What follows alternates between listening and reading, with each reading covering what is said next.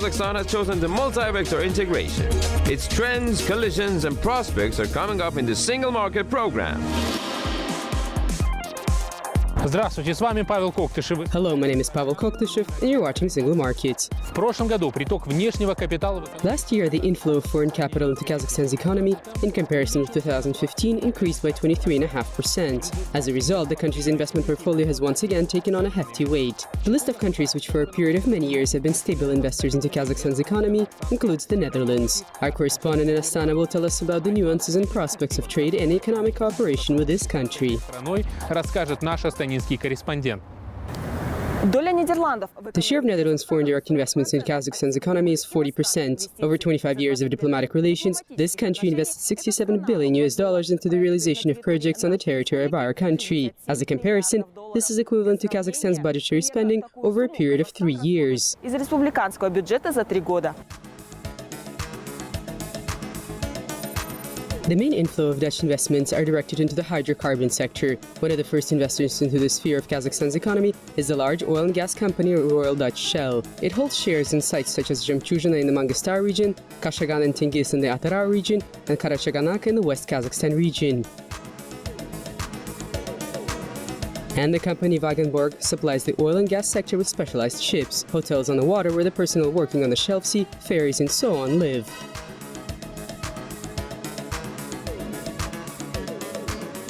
There are also companies like Van Oort, a large international dredging company that is dredging the Caspian Sea.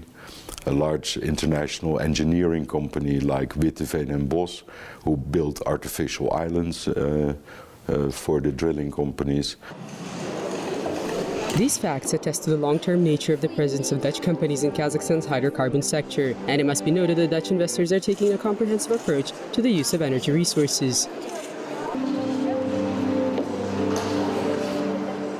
Of course, you have to look at innovation and see what other sources of energy Kazakhstan can use, but I'm absolutely convinced that in this country there is room for alternative sources of energy, sun and wind. There's more than enough sun and more than enough wind. The Netherlands has a lot of experience in the generation of energy using renewable resources. This especially concerns wind-powered stations. The dry land territory of the country is around 34,000 square meters, and there are 2,200 wind turbines set up on this territory. The energy that is generated is enough not just to cover the needs of households, but also to provide for the movement of trains of the Nederlands Spoorwegen Company.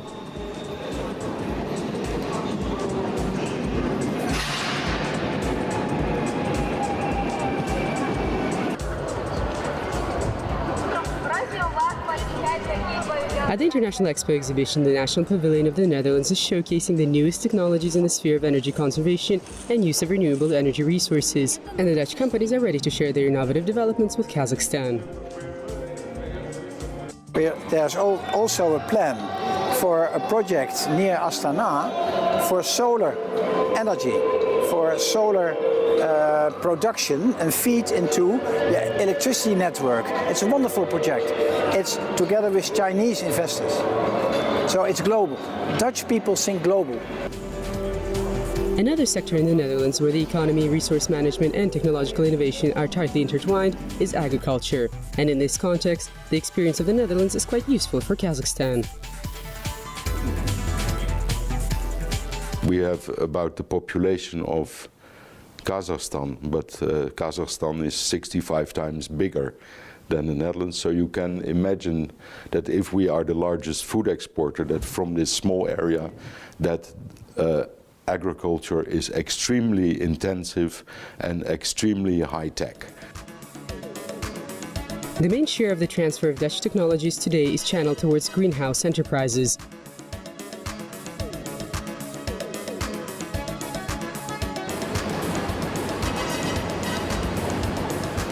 Among the latest projects that were realized in Kazakhstan is the complex for the production of tomatoes and cucumbers on the territory of the industrial zone in Almaty and the greenhouse for the cultivation of roses in Ekibastus.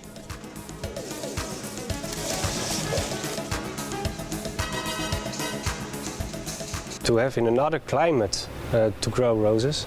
So you have to see what is the climate, how to deal with it, how to arrange all the technical parts in the greenhouse to have the right climate. So that's why they asked me to come over here, and that's why I came here, yes. And it's a new country, a country which is developing, so yes, for me interesting to help here. The experience of the Netherlands in the sphere of dairy cattle husbandry is quite needed as well. At the same time, Kazakhstan is interested in the transfer of technologies as well as the import of breeding animals. One of the examples of successful cooperation is the project of a dairy products farm in the Almaty region, the participation of the company on the Spluch International BP. The potential spheres for cooperation between the two countries can include transport logistics. Within the context of the global initiative Silk Road Economic Belt, Kazakhstan as a Eurasian transit hub and the new status of Astana as an international financial center are attracting the attention of foreign partners. We are following very closely our harbor of Rotterdam and our firms, what will happen with the Silk Road. I'm sure further engage to the world. You're welcome in Europe, and also Europe needs Kazakhstan. Over 25 years of partnership with Kazakhstan, the Netherlands has done a lot for ensuring that the economy of our country gets investment support, motivation for technological development, and is charged with energy for the realization of new projects.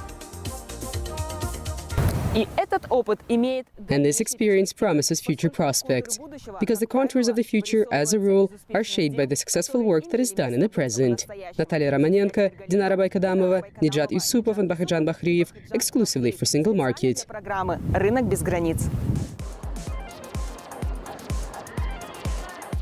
По данным национальной компании Kazakh-Invest, внешний... According to the national company Kazakh-Invest, the trade turnover between Russia and Kazakhstan last year amounted to $12.6 billion. This is 16.2% lower than in 2015. Nevertheless, despite the decline in mutual trade, which was observed from the results of 2016, Russia is and will continue to be one of Kazakhstan's key trade partners. Our analyst Alexander Galiyev continues the story.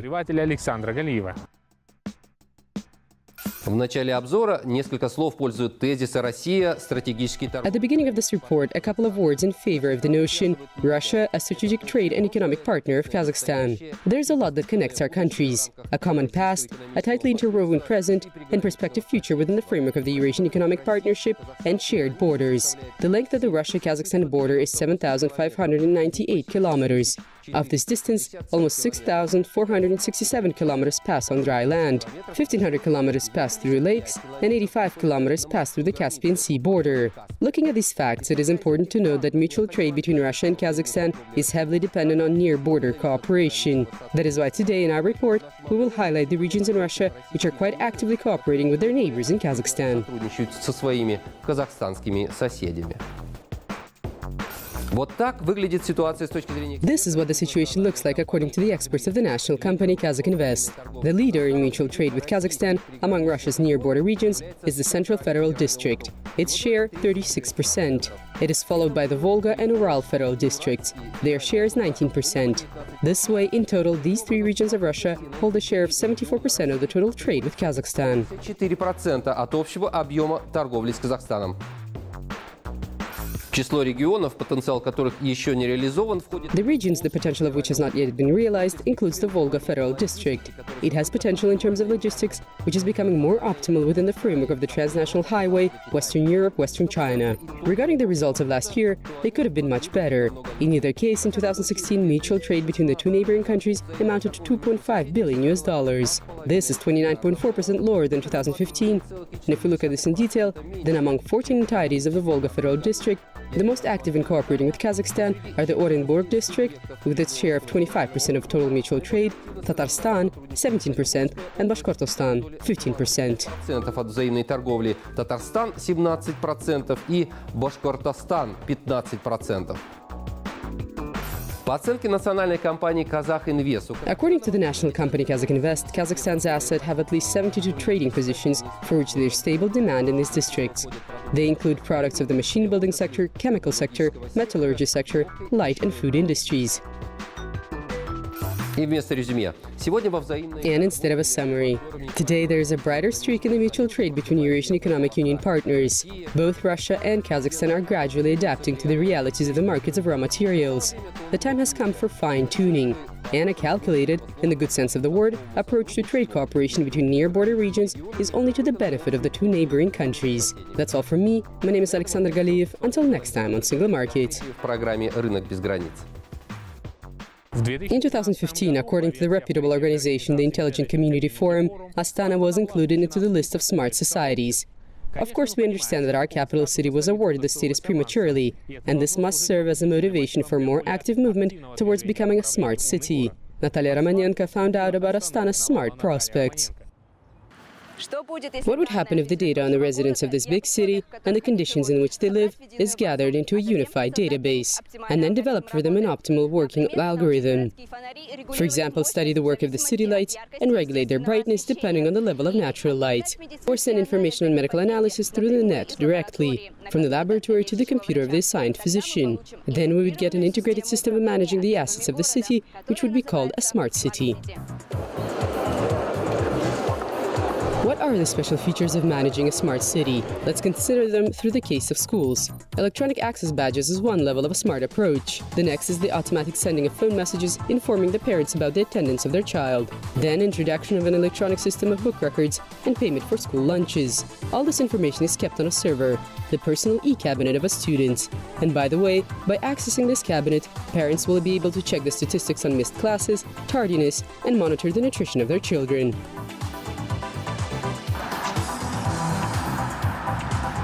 Thanks to smart technologies, the visual appearance of the city is changing as well. In particular, the principle of walking distance has been introduced to Astana's general plan. The city is divided into 129 sections, and the residents of each section must be provided with services that are considered to be socially common standards.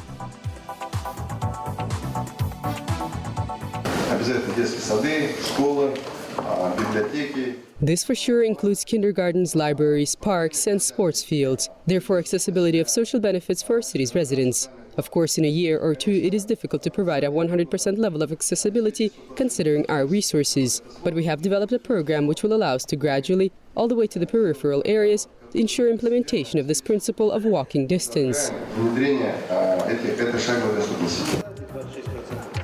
In addition, after lengthy discussions and searches for investors, the construction of an LRT, or light railway transport line, has commenced in Astana. The first section will connect the airport and the new railway station. Companies from China, China Railway International Group Limited, and the Beijing State-Owned Assets Management will assist in realizing the project. International experts have noted that the LRT will help balance out the transport system of the city.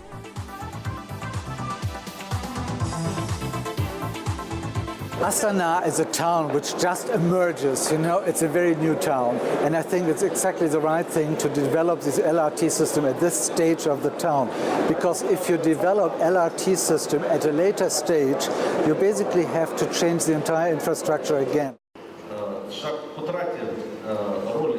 The establishment of the capital city as a sustainable and smart city has received a new impetus. During the annual Astana Economic Forum, the mayor's office has signed a memorandum with the UNDP on cooperation in the sphere of low-carbon development.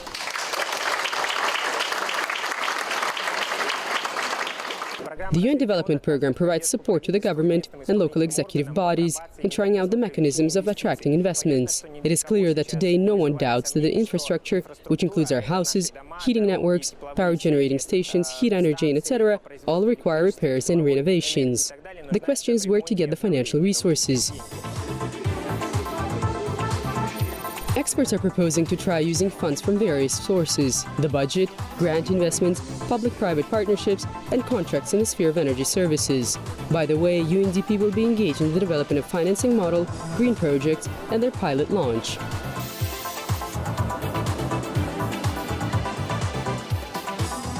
For now, we cannot say the exact date when Astana will be able to make it to the rating of the 50 smartest cities. But already today it is clear that Kazakhstan's capital is not standing still in its development. The life in Astana is changing before our eyes. And in order to see this for oneself, it is enough to come to the city, which has become the host of the International Expo 2017 exhibition. Natalia Romanenko, Nijat Yusupov, Astana, exclusively for Single Market.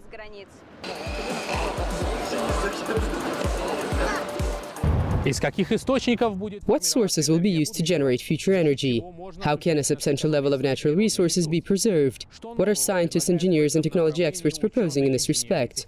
These are the questions to which you will get answers having attended an insightful excursion across the territory of the Expo. And right now we will find out the platform of which pavilion our correspondent Oleg Boldarev chose for his report. All flags are welcome. And at the International Expo exhibition that is being held in Astana under the slogan Future Energy, there are 115 of these flags. This year, the diplomatic missions of Kazakhstan and China are celebrating an anniversary, 25 years since the establishment of official relations between the countries. In addition, 2017 was announced as the year of Chinese tourism in Kazakhstan. We would like to make our own contribution to this initiative.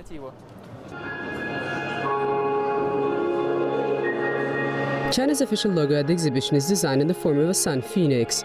This is an ancient mystical figure, the history of which goes back 3,000 years. The logo visually is an ornament made out of wings of the bird and the flames of the fire, turning clockwise. And this design has something in common with the official logo of Expo 2017. The main theme of China's pavilion is future energy and green silk belt. This concept overlaps with China's global economic strategy, One Belt, One Road. That is why all the halls of our pavilion have names that represent this: Energy Corridor, Theater of Energy Dreams, Global Mission and Cooperation in the Sphere of Future Energy. China's pavilion is considered to be one of the biggest at the exhibition. Its total area, 1,000 square meters. The interior design was developed using three philosophical themes: the rich past, aware present, and wise future. At the same time, a connection is being woven between them with the use of modern interactive 3D technologies.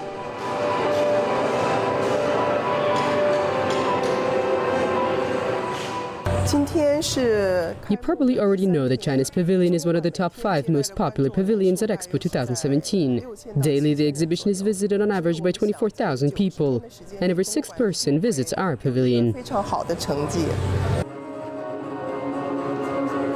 And every person who comes here makes their own discoveries. For example, about the fact that annually China generates 23% of the world's production of renewable energy resources. In this respect, China is a world leader. In addition, China's companies are ranked as some of the top 10 largest producers of wind power generators and solar panels. Their products are presented in the lower hall of the pavilion, in the center of which a huge artificial model of the sun is installed.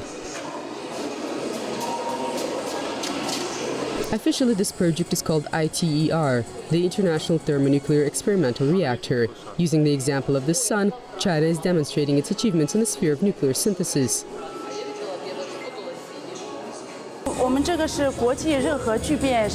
The artificial sun is a joint international project on which 8 countries are working, and the project was not given this name by chance. The principle of generating energy here is the same as with our closest star. 2 helium atoms fuse, and as a result of this process, 1 hydrogen atom is formed, and a huge amount of energy is released. The power capacity of the sun is 500,000 kilowatts.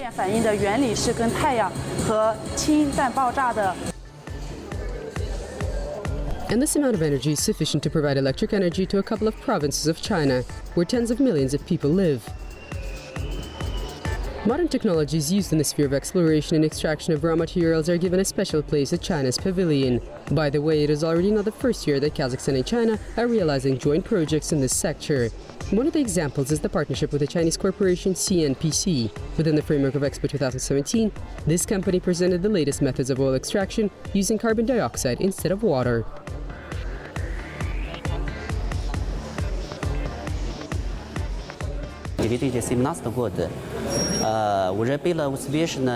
Since the beginning of 2017, 1.1 million tons of carbon dioxide has been preserved, and the coefficient of preservation of carbon dioxide is 96%. In comparison with the water substitution method, good quality oil extraction has already increased by 13%.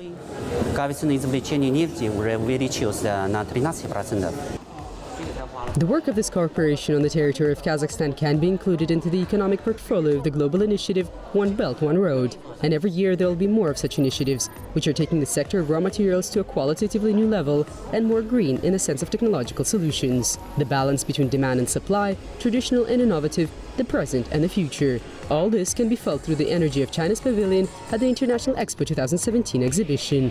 Oleg Boldarev, Astana, exclusively for Single Market.